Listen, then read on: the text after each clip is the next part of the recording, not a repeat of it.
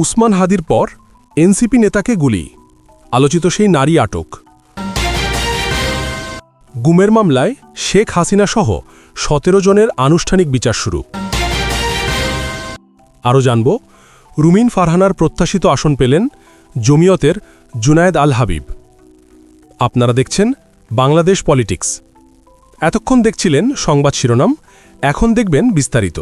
খুলনায় জাতীয় শ্রমিক শক্তির নেতা মোতালেব শিকদারকে গুলির ঘটনায় আলোচিত নারী সন্দিগ্ধ তনিমা ওরফে তন্নিকে আটক করেছে মহানগর পুলিশের গোয়েন্দা বিভাগ ডিবি।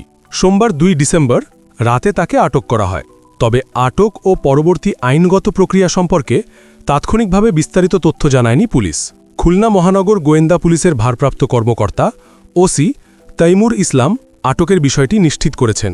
এর আগে সোমবার ২ ডিসেম্বর পৌনে ১১টার দিকে সোনাডাঙ্গা থানা এলাকায় জাতীয় নাগরিক পার্টির শ্রমিক সংগঠন শ্রমিক শক্তির বিভাগীয় কমিটির আহ্বায়ক মোতালেব শিকদারকে ৪২ রহস্যজনকভাবে গুলিবিদ্ধ হন।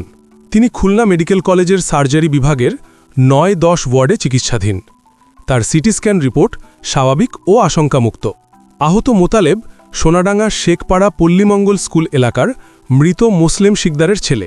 গুলি ঘটনাটি নগরীর গাজী মেডিকেল কলেজের সামনে ঘটেছে বলে দাবি করেছে ভুক্তভোগী ও এনসিপি নেতারা। তবে পুলিশের দাবি, নগরীর ১০৯ মজিদ সরণির আল আসকা মসজিদ গলির মুক্তা হাউস নামে একটি বাসার নিচতলায় গুলির ঘটনা ঘটেছে।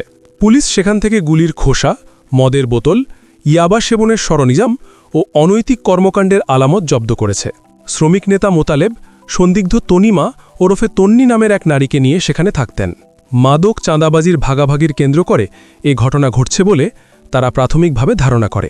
সোমবার রাতে তন্নিকে আটক করে ডিবি পুলিশ।